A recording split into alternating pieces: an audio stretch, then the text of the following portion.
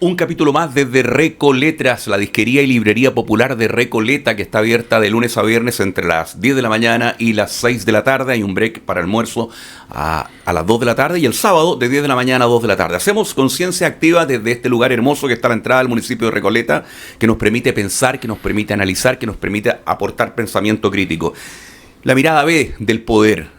La gente que habitualmente no está en los medios o que aparece muy brevemente, pero a nosotros nos gusta porque creemos que en esas otras voces que normalmente están silenciadas, ¿no es cierto?, poco difundidas, por decirlo de alguna manera, también hay mucho conocimiento, hay otras propuestas para aportar a la construcción de una sociedad. Hoy día está con nosotros en Conciencia Activa Roberto Araya Schulz. Roberto es académico del Centro de Investigación Académica de la Universidad de Chile y un hombre que ha estado súper metido en el último tiempo con un tema que a todos de una u otra forma hoy día nos está metiendo ruido, que es la inteligencia artificial. Querido Roberto, gracias por estar en Recoletras en Conciencia Activa. Gracias, César, y gracias por la invitación. Y qué nombre, ¿no? Conciencia Activa. Conciencia, que me lo dijiste antes de partir el programa, ¿el tema de la conciencia te da vuelta? Sí, me da mucha vuelta desde mucho tiempo, porque es curioso y por qué la conciencia, la gran mayoría de las cosas no son conscientes, pero hoy día en particular con la inteligencia artificial está la duda si las máquinas también van a ser conscientes o no, y eso significa un profundo interrogante filosófico, si es que una máquina puede estar consciente. Uh-huh. A propósito, veía el otro día en internet una robot, por decirlo de alguna forma, llamada Aida, que pinta, y ya tiene sus brazos, todo, toma la pintura, hace un cuadro, y alguien preguntaba, y la estaba presentando en internet, me gustaría conocer las opiniones de ustedes, ¿esto es arte o no? ¿Ustedes lo califican de arte? Hablando de Aida, te planteo al tiro esa pregunta respecto a la inteligencia artificial. ¿Es arte que un robot pesque así, vaya, saque las pinturas y empieza a diseñar? Sí, es una muy buena pregunta, y también uno te lo hacen animales, los chimpancés también pueden pintar, y hay cuadros que si tú no sabes, te imaginas que a lo mejor es un pintor, son cuadros expresionistas con una fuerza enorme, y uno se pregunta entonces qué realmente es arte, y si solamente los humanos podemos hacer arte y también las máquinas, tal como en ciencia, en descubrimiento, en matemática también lo pueden hacer animales, y en algunas cosas nos ganan, aún en matemáticas simbólicas. ¿Cómo es eso? Perdón. Hay una actividad, hay una muy famosa, uno puede buscar en internet, con Matsuzawa, un investigador japonés, que le hace unas preguntas y actividades matemáticas simbólicas con números de 1 al 9 a chimpancés, que es imposible que una persona, aún un matemático, les pueda ganar. Entonces es sorprendente a qué se debe, cómo lo hacen también. ¿Pero cómo lo hace el chimpancé? Por favor, cuéntanos aquí en Conciencia Activa. Es una pantalla que aparecen unos números de 1 al 9, ¿ya?, ubicados en diferentes lugares, pero rápido, y después se apagan. Y hay que decir dónde está el 1, el 2, el 3. El chimpancé dice ¡pum! Pum, 2, 3, 4. Y incluso tú le puedes sacar el 5 y el 8, y hay que saltarse. Entonces está el 1, 2, 3, 4, después sigue el 6. Se sabe la secuencia. Y está en un lugar, en diferentes lugares, muy rápido. Un humano no puede. 1, 2, 3, ¿dónde está el 4? Ahora se me perdió. No puede. El chimpancé puede. Los chimpancés, algunos chimpancés pueden y nos ganan lejísimo, muy, muy lejos a cualquier humano. Entonces, ¿cómo es posible? Hay varias cosas. Puede manejar conceptos simbólicos, los números escritos, ¿cierto?, en las letras que nosotros conocemos, con los símbolos. Sabe el orden y tiene memoria de trabajo tal que incluso tú le pasas una galleta o una banana, se la come y sigue, digamos, y para un humano es imposible. Entonces, nos hace preguntar que hay actividades que uno cree que eran propiamente humanas, como esas matemáticas, como el arte también, como muchas más, y animales pueden hacerlo, y también ahora máquinas, y cada vez mejor nos van ganando. Pero dime una cosa, lo que tú cuentas, Roberto Araya, investigador, está con nosotros, profesor de la Universidad de Chile, queremos abordar el tema, tratar de hacerlo en el breve tiempo que tenemos, la inteligencia artificial. El ejemplo que tú das de este chimpancé, ¿entonces confirmaría que venimos del mono?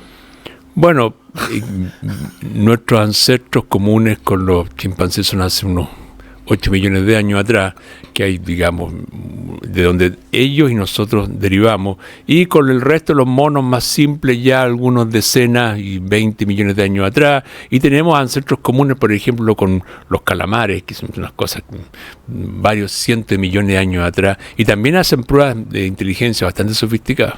Pero, ¿qué es la inteligencia artificial? ¿Es una tecnología muy avanzada o es otra cosa, querido Roberto? La inteligencia artificial son finalmente, la última que se llama aprendizaje profundo, son una serie de redes neuronales con miles de millones de neuronas artificiales, ¿sí? Y que se entrenan con toda la información que hoy en día hay en Internet y aprenden como aprendería un niño y una persona, y pueden hacer cosas como la que tú ves ahora resume, ¿cierto? Tú puedes, te resume información, te le puedes consultar, y en el caso de robot incluso te miran a los ojos, pueden hacer, digamos, interacción verbal y no verbal contigo, y eso cada vez más sofisticado. Pero dicen que nada reemplaza al contacto humano. El que yo te esté mirando en este momento, el que yo te pueda hacer como un gesto así, por inventarte algo, el que tú me puedas mirar a los ojos, el que yo haga como... eso dicen no, eso no, las máquinas no van a poder. ¿Qué crees tú? Esto les cuesta un poco más todavía.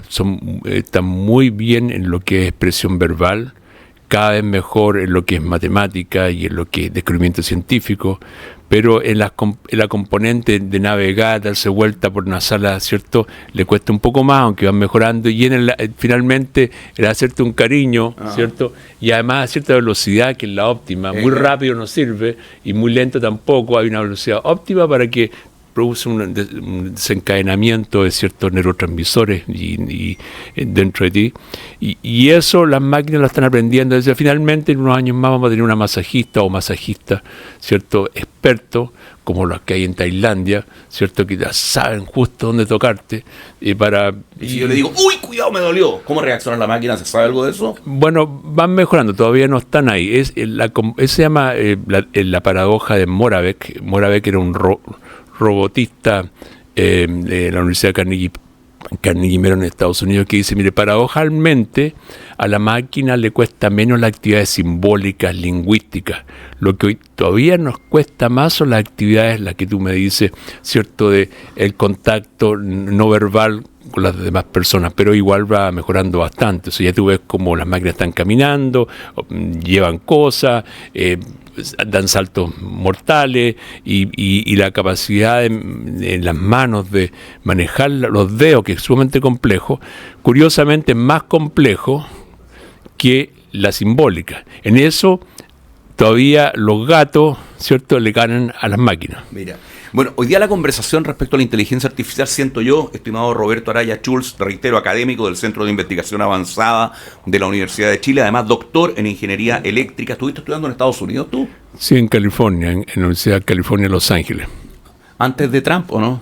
No, antes de Trump, eso es mucho antes. Cuando yo llegué estaba Reagan, el presidente. ¿Y qué tal esa experiencia? Bueno, yo estaba un poco alejado. Lo que me extrañó, viniendo de Chile, varias cosas, pero en cuanto al movimiento estudiantil, es que era básicamente muy ordenado. Los estudiantes se paseaban con unos carteles dentro de la universidad para las elecciones, sumamente ordenados, sin ningún letrero en ningún lado, totalmente distinto a lo que yo había visto, y fue uno de los tantos impactos culturales que tuve. ¿Qué prefieres, a una máquina creada por la inteligencia artificial o a Donald Trump como presidente?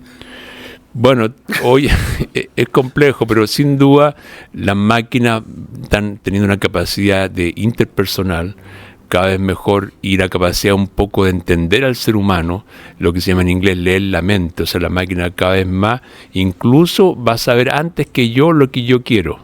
Y eso es sumamente delicado, porque muchos pueden utilizar esa información. Antes que tú sepas lo que vas a querer, la máquina ya sabe. ¿Vamos para allá o la máquina ya sabe eso, Roberto? Ya está lo que se llama teoría de la mente, saber qué está pensando otro en base a lo que estás diciendo y en base también a tus expresiones no verbales. La máquina está haciendo muy buenas predicciones, prácticamente al nivel de un buen psicólogo. O sea, estamos en la librería de Disquería Popular de Recoleta. ¿Tú quieres decir que en un tiempo más hay una máquina que va a poder leer para que sepa un vendedor de acá? Yo que estoy en alguno de los escaparates mirando algún libro, o pongo la cara así, qué sé yo, la máquina va a poder decir, ofrézcanle tal libro. Va a aparecer en la pantalla, ofrézcanle, este caballero está buscando esto. Sí, va a poder decir, mire, él todavía no sabe, pero lo que él realmente quiere, por ejemplo, hablando algo como Hermann Hesse, ofrézcale el lobo estepario. Y entonces, y tú, el vendedor se te acerca y tú dices, oh, justo, o sea, justo resonó con lo que yo necesitaba. Oye, pero hoy día la discusión está básicamente dada porque la inteligencia artificial, querido Roberto Araya, nos va a dejar con pega o nos va a quitar la pega. ¿Quiénes van a tener que dejar sus trabajos y quiénes no? Ahí se ha centrado, percibo yo, por lo menos aquí en Chile, la discusión. Pero esto va mucho más allá. Sí, una muy interesante discusión. Hay cosas que la máquina hace mucho mejor, por ejemplo en medicina, ¿cierto? Los últimos, para hacer diagnóstico ante un enfermo, basan toda la información, lo está haciendo bastante mejor que los últimos test que los médicos. Y no solamente mejor, porque uno dice, no, el médico es más empático, relación uno a uno, ¿cierto? Está contigo. La máquina es considerada por los mismos pacientes, sin saber de dónde viene, lo consideran más empática que lo que la máquina. Los pacientes consideran, cuando tú ves cómo te escribe, en el caso escrito, la recomendación y como que lo que te dice, los pacientes dicen, no, este es más empático. Y resulta ser que han sido las recomendaciones y el diálogo de la máquina. Pero hoy día, ¿alguien se está atendiendo con una máquina que reemplaza al médico? Yo, por ejemplo, antes de ir al médico, pregunto, esto hace unos 2 años cuando ya salió ChatGPT, tengo una hermana que es médico, es pediatra, y ella era bastante escéptica a todo esto. Le dije, pero cuéntame el último paciente que tuviste hoy día. Ella es pediatra, está en Puente Alto. Uh-huh. Y me describió, y lo metí en el teléfono, y ChatGPT me dio un diagnóstico y tratamiento. Me dijo, lo mismo que le dije yo. Y mucho más certero en muchas cosas hasta el día de los últimos avances en medicina. Así que yo hoy día, ante cualquier cosa, lo primero que veo, dialogo con la máquina, con ChatGPT, con Gemini. Tomas tus exámenes, por ejemplo, le dice, oye, máquina o amiga, tengo tanto de triglicéridos, tengo tanto de esto, tengo tanto de esto. ¿Qué crees tú? Y me duele aquí, mira lo que pasó los últimos meses, y de repente veo medio borroso, o no sé, me mareo, o lo que sea, todas otras cosas que tú le puedes decir. Y la máquina, si bien al final te dice, oye, yo no soy médico, porque digamos lo que te recomiendo no lo tomes 100% igual anda al médico, pero todo lo que me dice es increíble. Y cuando yo ya decido ir al médico, el médico se sorprende de la información que tengo y de los últimos avances, por ejemplo, en ciertas enfermedades que a lo mejor no ha leído en los últimos avances. Entonces es realmente sorprendente. Esta discusión, ¿quién la va a definir? ¿Las máquinas nos van a manejar entonces a nosotros o nosotros, los seres humanos, vamos a decirle a la máquina, oye, en honor a los equilibrios que tiene que tener esta sociedad formada, entre otros, por seres humanos, necesitamos que no se pasen estas líneas rojas, por ejemplo? ¿Qué percibes tú como un hombre que se ha metido mucho en el tema de la inteligencia artificial y ya te voy a llevar a los temas de educación y eso? No, es un tremendo dilema saber en dónde. Hay cosas en que la máquina me ayuda. Por ejemplo, en este caso médico me da información. Y cuando yo llego al médico, llega un paciente informado. Si tú ves 10, 20 años atrás, el médico era un rey, un dios. Él sabía todo, el paciente no tenía idea. Hoy día los pacientes cada vez llegan más informados, con últimos detalles de qué puede ser o no ser, y los últimos avances en medicina también que tienen estas máquinas al mismo tiempo. Así que, por supuesto, me conviene a mí esa opinión. Sí, y aún más, no solamente la opinión de esa máquina, sino también de otras máquinas, varios sistemas. Lo mismo que con médicos, uno puede tener una opinión. Yo años atrás tuve un problema en las piernas. Fui a un médico y me dijo, mire, tienen que operarse de varices. Chupaya. Mi hermana me recomendó, igual toma otra opinión. Porque no son dioses, como todas las cosas. Fui a una segunda opinión, el segundo médico me dijo, no, creo que podemos esperar 1 año por lo menos. Vaya, ¿qué es lo que hago? Tengo 2 opiniones. Fui a un tercer médico.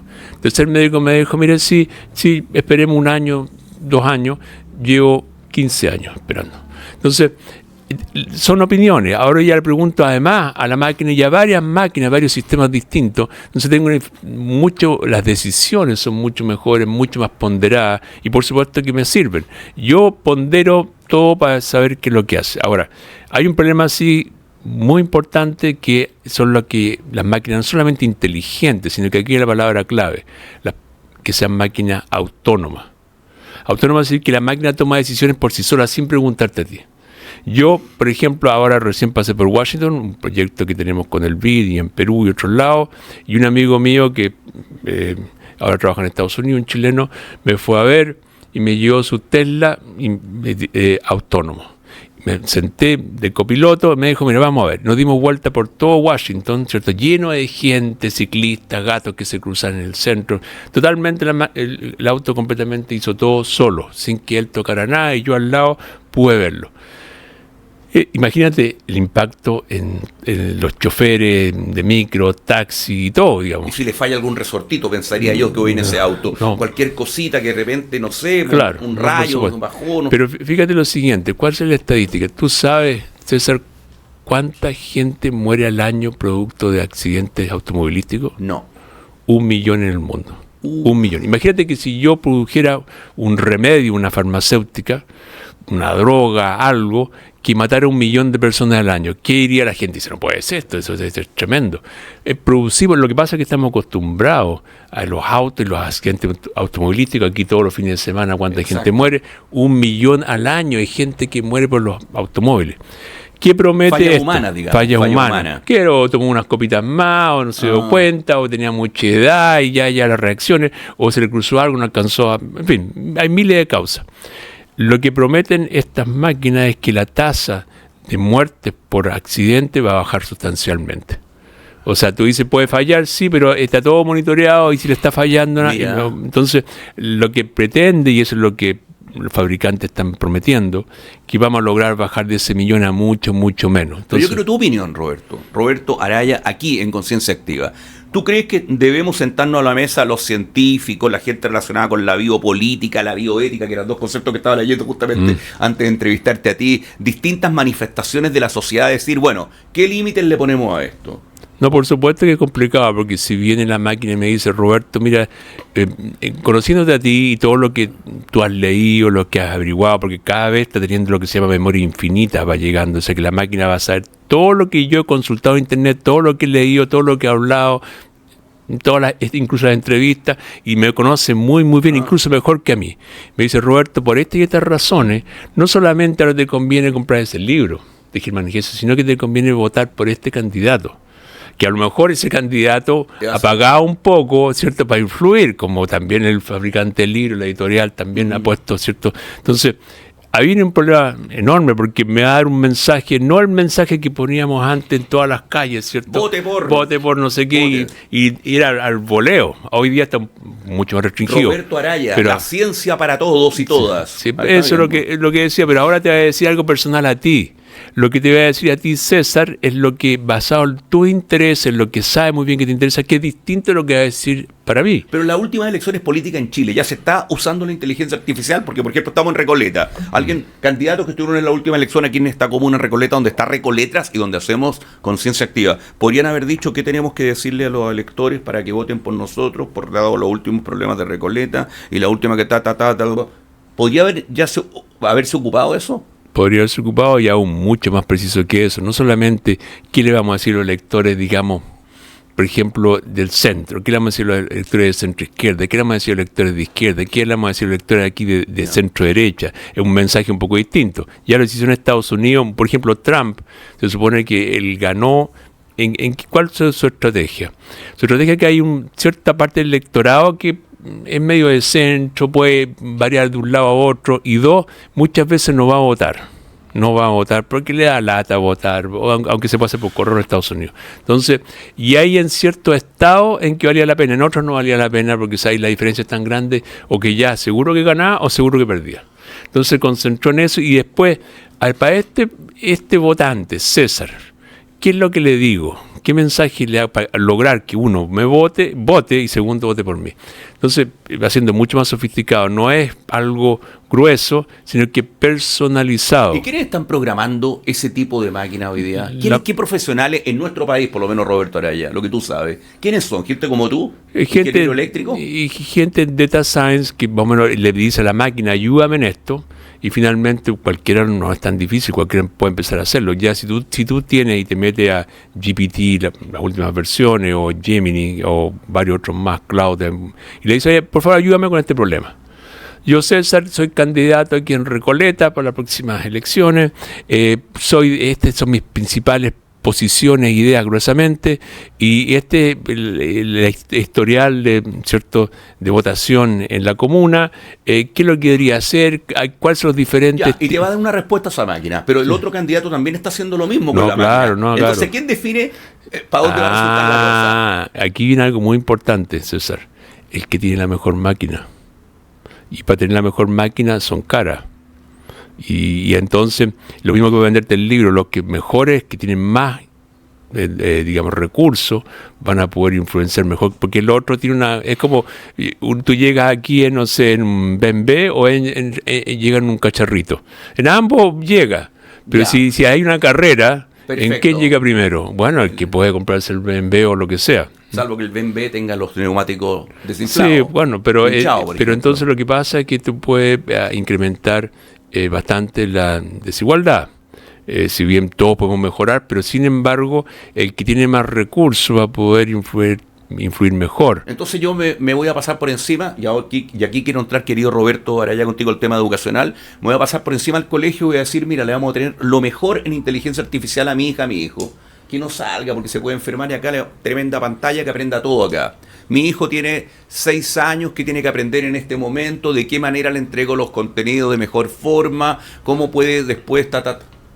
¿Qué pasa con eso? ¿Qué está pasando? No, tú lo puedes hacer y mucha gente lo está haciendo ya, pero mucho lo que la máquina te va a decir hoy día es lo siguiente. Mira, la mejor forma para que ese niño aprenda, aparte de alguna actividad y te conviene leer tal libro, ¿cierto? O tal otro, pero mucho el aprendizaje es social.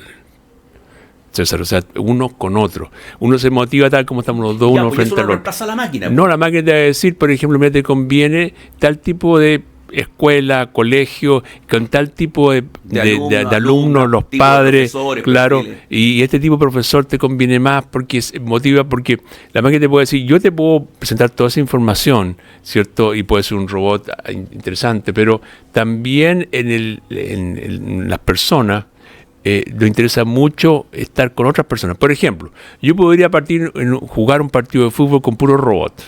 Y son todos mucho mejores que Messi. No tiene mucha gracia para mí jugar un partido de fútbol que todos son super robots. Imagina, se hace una jugada super Messi. La inteligencia artificial se va a encargar de que tenga gracia, po.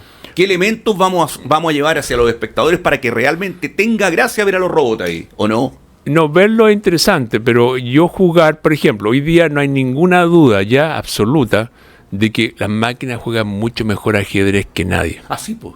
Y de hecho le ganaron al campeón mundial. No, hace muchos años, hace 20 años, y hoy en día lejos mejor que nadie. Pero todavía sigue siendo atractivo, y tiene una tremenda popularidad, el juego entre ajedrecistas. Bueno, yo me acuerdo cuando yo era cabrón, el año 72, jugó el soviético con el estadounidense, fue la partida del siglo, ¿cómo se llamaba? Kasparov, creo. Kasparov, no, es más nuevo Kasparov, parece. Bobby Fischer americano. Spassky, Bobby Fischer, ahí estaba. Claro, entonces es lo mismo aquí ver un jugador chileno que tú sabes que viene de tal, no sé, pongamos de tal parte de Recoleta, que aquí creció y juega el Palote Pino, que ahora juega en Iquique. Y juega contra otro de otro país, uno está argentino, tiene un encanto especial, que no es lo mismo que se juegue en máquina, aunque las máquinas pueden jugar mejor, hacer una movida mucho mejor que Messi, Madonna. Pero diría, ¿qué pasa con la educación, por Roberto? Así de sencillo, ¿qué pasa con la educación escolar respecto a la inteligencia artificial? ¿Cómo la estás viendo tú? ¿Dónde se está ocupando y qué está haciendo? ¿Qué efectos está produciendo? Bueno, está partiendo todavía y hay mucha gente con diferentes cosas, diferentes intentos. En nuestro caso, en mi caso, yo creo que el aprendizaje es principalmente social, aprendemos unos con otros, la interacción con otros, y la máquina me puede ayudar, por ejemplo, al profesor a hacer actividades mucho más enriquecedoras. Por ejemplo, muchas de las actividades hoy en día que se hacen, como el CIMSE y otras pruebas, son selección múltiple. Selecciona qué conviene más y eso es todo. Que es muy reduccionista, muy básico. Es mejor, por ejemplo, que alguien haga un pequeño ensayo sobre algo, una pregunta, pero aún mejor que alguien plantee algo, una nueva solución, o que alguien desarrolle, ¿cierto?, un diseño mucho más enriquecedor para el estudiante y lo haga con otro. ¿Cuál es el problema? Que esto se conoce y se sabe por cientos de años, siglos de años atrás, de que ese sería el ideal. El problema es que mucho trabajo para profesores, no es tan, el corregir algo en selección múltiple es simple, no es mucho trabajo. Lo otro, al pobre profesor, es una carga cognitiva enorme y prácticamente nadie lo hace por el volumen de trabajo que significaría. Pero las pruebas de desarrollo, que bueno el tema que tocaste, Roberto, las pruebas donde se le pide un desarrollo a la alumna, al alumno, ¿van a poder luego ser corregidas por la inteligencia artificial? Sí, no, ya la corregimos nosotros hace un par de años y te puede decir... ¿Tú estás con eso en la universidad? Sí, hemos estado desarrollando... Cuéntanos de eso, por favor, aquí en Conciencia Activa. Nosotros hemos desarrollado y hemos estado trabajando en la Universidad de Chile y también trabajando muy activamente con el sudeste asiático, que en general A mí me extraña por lo siguiente. Hace años atrás me llamaban de Singapur preocupados por el futuro de la inteligencia artificial, cómo va a transformar la educación, hace 5 o 6 años atrás. Cuando aquí nadie hablaba de eso. Singapur es el número 1 en el mundo en todas las pruebas. Estaban muy preocupados para dónde vamos. Me pidieron un par de charlas, escribir unos artículos, me extrañó, pero ellos buscan en todo el mundo ideas. ¿Para dónde vamos? Y nosotros hemos estado trabajando con el sudeste asiático, Tailandia, Indonesia y también con Japón y otros, es lo siguiente. Actividades mucho más enriquecedoras. Por ejemplo, actividades que involucren matemática, con lenguaje, con escritura y con arte. Todo al mismo tiempo. Mucho más enriquecedoras. Por ejemplo, libros para colorear. Entonces se colorea y para colorear hay que seguir cierta idea. Por ejemplo, hay un montón de cajitas, cada una con pelotitas, y dice, escoge un color y en todas las cajas, en al menos 2 pelotas, píntalas de ese color. Que es un problema lógico complicado que se llama lógica cuantificadora, que yo lo enseñaba en la universidad, el estudiante en Boychef de ingeniería, se llama manejo de cuantificadores. Se puede hacer con niños de primero básico. Desde primero básico, esa lógica. Pero con una actividad atractiva de colorear, de pintar, y después descríbeme cómo es que lo hiciste, lo argumenta. Y después, lo tercero es, ahora proponle a un problema similar a un compañero, a César, escríbele un problema similar tú. Eso es sumamente complejo, mucho más enriquecedor, y la máquina le ayuda al profesor a sugerir y a corregir esa actividad, que tiene toda esta riqueza enorme. Entonces, hay un tremendo potencial que se abre, que va más allá de selección múltiple, que no es que el profesor no sepan que por ahí hay una tremenda vía, sino que es mucha pega para el pobre profesor hacer todo eso. Hoy en día, ahí la máquina nos ayuda a hacerlo. Y va a equiparar la cancha en el sistema educacional. Siempre se habla de que los mejores alumnos y alumnas son los que tienen un capital cultural, los que tienen dinero, etcétera, etcétera. La inteligencia artificial se puede democratizar para que nivelemos la cancha de la educación en Chile, ¿sientes tú, Roberto Araya? Bueno, en todas partes del mundo, el principal activo que uno tiene educacional es la educación de sus padres. Un padre más educado lleva a los niños al museo, ¿los lleva a dónde? A la biblioteca. El padre menos educado, a lo mejor no sé, ni se preocupa mucho o los lleva a otras actividades. Pero el padre más educado dice, no, la biblioteca es interesante, y cierto, mira los libros, los motiva al estudiante, y empieza a leer mucho más que el resto. Bueno, pero la inteligencia artificial no le va a poder decir a ese padre, señor, llévelo a la biblioteca, le va a hacer bien a futuro, le va a hacer muy bien. Sí, el problema, esos padres también pueden saber eso y los gobiernos se preocupan de eso. Pero el problema es cómo lo motiva. A veces es más interesante ver alguna cosa en la televisión, alguna telenovela, qué sé yo, y en fin, hacer otras cosas o salir. Y en fin, entonces, el problema motivacional es sumamente importante porque el padre, por ejemplo, o la madre, ¿cierto? Que incluye incluso más los niños chicos, esté motivada y dedique tiempo a eso. Fíjate, en muchas partes del mundo, las madres con mayor educación trabajan tanto como las menos de educación, mucho fuera del hogar, sin embargo dedican mucho más horas en la casa a ayudar a los niños, ver las tareas, llevarlos a diferentes actividades, cierto, y eso le da una ventaja enorme. Y entonces ahora, ¿cómo compensamos eso? Por supuesto que la inteligencia artificial tiene que ayudar con recursos, con ideas y motivación, y ayudar a todo. Pero por supuesto que siempre que hay tecnología, los con mayor recurso y mayor patrimonio cultural. El BMB que tú pusiste delante. Claro, va a ayudar más, y está el peligro que, ¿cierto?, la desigualdad incluso aumente. Roberto, la gente que nos está siguiendo en Conciencia Activa, ¿quiénes, si se lo puedo, van a perder la pega sí o sí en la realidad de nuestro país? ¿A quiénes les va a ayudar a complementar, a mejorar su tema laboral? ¿Qué sientes tú hoy día? Bueno, hay pegas que se van a perder. Definitivamente, y eso está claro. Como por ejemplo. Yo, por ejemplo, vengo del campo, vivía cerca de No, ahora vivo cerca de Paine, y cuando era adolescente siempre me quise aprender a arar. Tú sabes lo que ahora oye, con una mano hay que llevar el caballo, que tiene su propia personalidad, el caballo y la otra, ya el arado, que hay que tener fuerza. No logré aprender un par de semanas, que es muy difícil. Ese movimiento que usted hizo recién para arar. Este movimiento es para llevar la rienda del caballo, que el caballo hace lo que quiere, y este otro movimiento, ¿cierto?, es para llevar el arado. Pero esa habilidad se perdió. Hoy día todo es con tractores, no tiene sentido aprender a arar. Y todo eso, es gente que aprendió todo eso, desapareció. Fíjate que el principal fuerza laboral en Inglaterra y Estados Unidos, y también en Chile, a principios del siglo pasado, 1910, ¿sabes cuál era? los caballos. Movían la economía, todo el transporte era de los caballos, enorme. Y una vez que apareció el auto, ¿qué pasó con los caballos? Nos comimos los caballos. Son artículos de lujo ahora, es cierto, pero antes movían la economía, era sumamente importante, y la agricultura. Desapareció. El problema es que no nos podemos comer los niños y los nuevos, porque como los caballos. Es esto, ¿qué vamos a hacer? Ahora, muchos trabajos van a desaparecer, otros se van a transformar. Ahora, hay mucha gente pensando en qué puede ser. Por supuesto, algunos ejemplos, querido Roberto. Por ejemplo, el chofer. Que hay millones de choferes de camión en el mundo. Y de taxis, y de, en fin, de ¿Para Uber. cuándo? ¿Para cuándo ves tú eso? ¿10 años más, 4 años más? Un aproximado. Ya que hoy en día en algunas ciudades en Estados Unidos ya hay robotaxis funcionando, yo creo que unos 5 años más ya no va a llegar. O sea, yo paro un auto en Estados Unidos que viene sin chofer y me subo. Claro, eso es. En San Francisco sí. Y en unos 5 años más yo creo que ya vamos a tener muchos de eso. Y cuánta gente trabaja de chofer. O sea, después vamos a terminar haciendo el amor con un robot. También. ¿No te hablo bien en serio? No, por supuesto que sí. No, sí hay robots que, digamos, que incluso, digamos, con súper vaginas, qué sé yo, sensibles, con, en fin, ajustadas a lo que, en fin, lo que tú quieras, y cada vez van mejorando más. ¿Teléfono donde ubicas? Sí, por supuesto, puedes buscar en internet. Pero lo interesante es lo siguiente, que no se está produciendo mucha gente sola. Es lógico. Mucha gente sola. Cada vez está más la gente, por ejemplo, lo llaman en inglés los hombres solos involuntarios, que lo llaman incel, involuntary cel de celibato.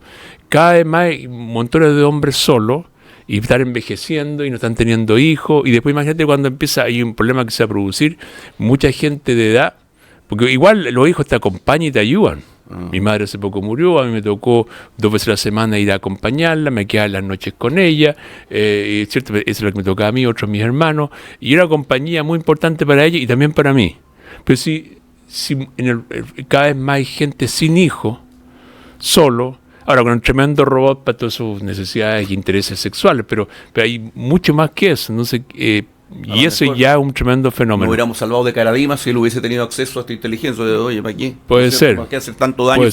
Bueno, Roberto, solamente agradecerte al querido Roberto Araya Schulz, reitero, académico del Centro de Investigación Avanzada de la Universidad de Chile, doctor en Ingeniería Eléctrica, magíster en Ciencias, mención Matemáticas Aplicadas. Uy. Gracias por la facilidad del conocimiento que nos has entregado. Y lo último, aunque parezca bien básico, ¿dónde está la inteligencia artificial hoy día en el celular, por ejemplo? Yo le pregunto, oye, ¿dónde, papá? Hoy día, ¿cómo llego a la inteligencia artificial en el celular? Bueno, la inteligencia en el celular está conectado con unos servidores que son computadores en la nube en Estados Unidos, básicamente, en donde hay montones de redes de neuronas que son las que te van respondiendo, y por eso es que tú puedes interactuar, puedes hablar, te responde, puedes decirle, oye, léeme este libro, resúmemelo, o puedes decirle, mira, Conciencia Activa, ¿cuáles son los principales temas que ha tocado? ¿Qué es lo que le interesa realmente a César y qué me puede interesar a mí? Y eso lo va a poder, hoy día ya lo puedes hacer en un celular. Roberto, querido, ¿dónde te puede seguir la gente? Porque claramente eres un tipo interesante. ¿Dónde pueden ver lo que tú has escrito, tus reflexiones, alguna página, algo? Bueno, puede ver en la página del CIAE de la Universidad de Chile. Ese es nuestro Centro de Investigación Avanzada en Educación. Y uno puede googlear mi nombre, hay otro Roberto Araya también, pero este es Schulz. Sí, Roberto Araya Schulz. Perfecto. Es el segundo apellido, sí. Te agradezco mucho. Bueno, agradezco también a todo el equipo que ha trabajado con nosotros, nuestro editor periodístico Osiel Moya, nuestros técnicos Vladimir Araya, Jorge Rojas, nuestro productor Patricio Bacaro. Muchas gracias, Roberto, y volveremos con otro programa de Conciencia Activa desde Recoletras, la disquería y librería popular de Recoleta.